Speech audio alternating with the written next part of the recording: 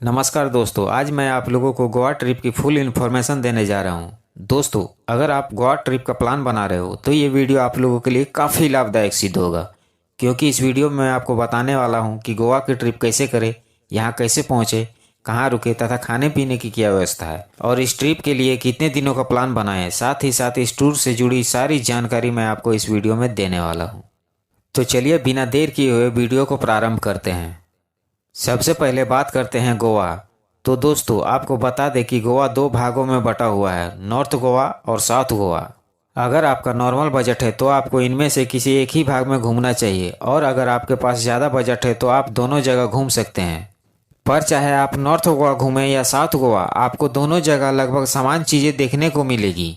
North Goa और south Goa में basic difference यह है कि अगर आप माहौल वाला इलाका चाहते हैं जहां आप दूसरे लोगों के साथ एंजॉय कर सके तो इसके लिए नॉर्थ गोवा अच्छा रहेगा।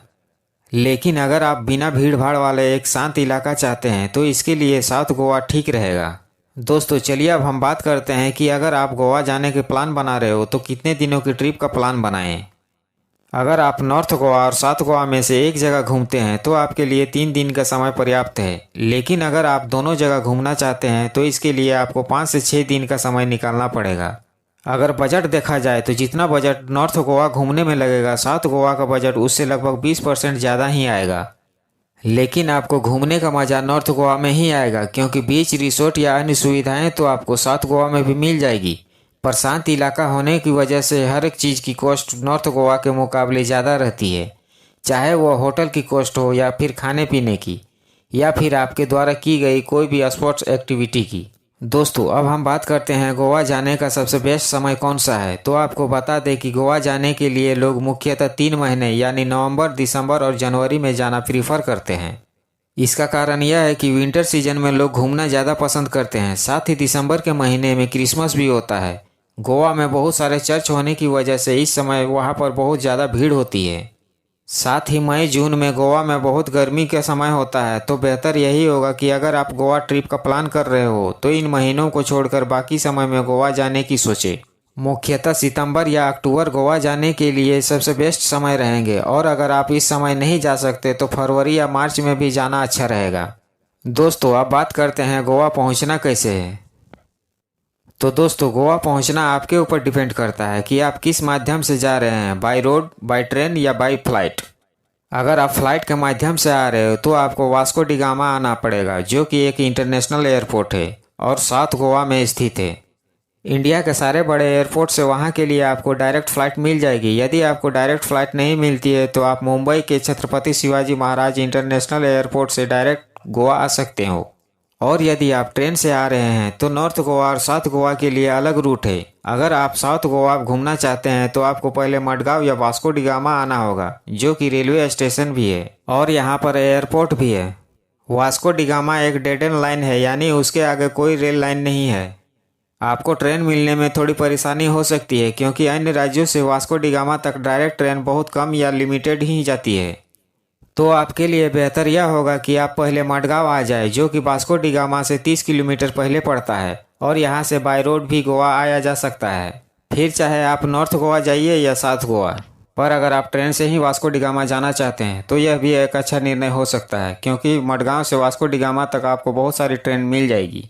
दूसरी तरफ यदि आपको नॉर्थ गोवा आना है तो आपको पहले थिविम रेलवे स्टेशन आना होगा। थिविम रेलवे स्टेशन मुंबई के रत्नागिरी और मडगांव स्टेशन के बीच में पड़ता है।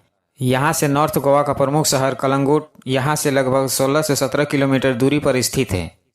अब हम बात करते हैं गोवा के स्थान और खर्चे के बारे में। तो दोस्तों, गोवा में बहुत से फेमस प्लेसेस है, जिनमें से पहले नंबर पर आता है कलंगुट। यह गोवा का एक शहर है और यहाँ एक बीच है जिसे कलंगुट बीच कहा जाता है। कलंगुट मडगांव से लगभग 60 किलोमीटर दूरी पर स्थित है। साथ ही वास्को डी गामा से यह 30 से 35 किलोमीटर दूरी पर स्थित है। पर यही अगर आप थिविम रेलवे स्टेशन से आते हैं तो यहाँ से बीच 20 किलोमीटर की दूरी पर स्थित है। थिविम रेलवे स्टेशन से आप अपने सहज के हिसाब से टैक्सी या रेंट में स्कूटी, बाइक या कार बुक कर सकते हैं। पर यदि आप खुद वाहन चलाने में सक्षम हैं तो आपका गाड़ी बुक करना सही रहेगा, क्योंकि इसका कॉस्ट टैक्सी से कम होता है। यदि आप स्कूटी हायर करते हैं तो इसका कॉस्ट लगभग 300 से 350 रुपये तक लगेगा, जो कि 24 घंटे के लिए ले सकते हैं। लेकिन यदि आप स्पोर्ट्स बाइक या बुलेट हायर करते हैं तो इसका कॉस्ट 700 से 800 तक पड़ सकता है। ये सभी गाड़ियाँ आपको एयरपोर्ट के बाहर ही उपलब्ध हो जाएगी। बस इसके लिए आपके पास एक वैलिड ड्राइविंग लाइसेंस होना चाहिए। इसके बाद कलंगुट में रुकने के लिए आपको कम से कम 1000 से 1500 रुपये तक होटल मिल जाएगी, वो भी एसी रूम। यदि आप नॉन एसी रूम चाहते हैं तो वो आपको कम से कम 800 रुपये में मिल जाएंगे। और रही खाने की बात, तो गोवा होटल में आपको लिमिटेड टाइम में ही खाना प्रोवाइड किया जाता है। इसके लिए बेहतर होगा कि आप बस होटल में रहने की ही पेमेंट करें और खाना बाहर कहीं होटल में लें। यदि आप थाली सिस्टम लेते हो तो इसका कॉस्ट आपको 150 रुपये तक पड़ेगा। अब बात आती है घूमने की। अगर आप कलंगुट बीच जाते हैं तो आपको स्पोर्ट्स एक्टिविटी का मौका भी मिलेगा, जैसे मोटर राइडिंग, पैराग्लाइडिंग आदि।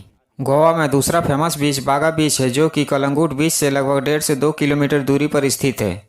यहाँ पर काफ़ी स्वच्छता है, साथ ही यहाँ पर बीच के साथ आपको पहाड़ भी देखने को मिलेंगे। यहाँ भी फ़ोटो शूट और कई स्पोर्ट्स एक्टिविटी भी की जा सकती है। इन बीचेस पर आप सुबह या दिन में एंजॉय कर सकते हैं, पर रात में एंजॉय के लिए कलंगुट में स्थित टिटूज लाइन नामक जगह है। इस जगह पर pubs, casino, spa, dancing club आदि मौजूद है। अगर आप बैचलर हैं तो यह जगह आपके एंजॉय करने के लिए बेस्ट रहेगी, पर यदि आप फैमिली के साथ हैं तो तब आपको टिटूज लाइन को अवॉइड कर सकते हैं। अंत में बात करें बजट की, तो पूरे गोवा ट्रिप का खर्चा यदि आप किसी प्रकार की शॉपिंग या एक्सटर्नल एक्टिविटी जैसे मोटर राइडिंग, पैराग्लाइडिंग आदि ना करें तो खाना और रहना घूमने का खर्चा लगभग 3000 से 4000 प्रति व्यक्ति आएगा। पर यदि आप शॉपिंग या दूसरी एक्टिविटीज़ करते हैं तो उसका हिसाब से आपको खर्चा भी बढ़ जाएगा। दोस्तों, अब आप समझ ही गए होंगे कि किस प्रकार से आपको अपनी गोवा ट्रिप का प्लान करना चाहिए। तो दोस्तों, अगर आपको मेरे दिए हुए जानकारी से ज़रा सी भी सहायता मिली हो तो प्लीज़ मेरे चैनल को लाइक और सब्सक्राइब जरूर कर दीजिएगा, ताकि मैं इसी तरह की नई नई वीडियो अपडेट करता रहूं। धन्यवाद।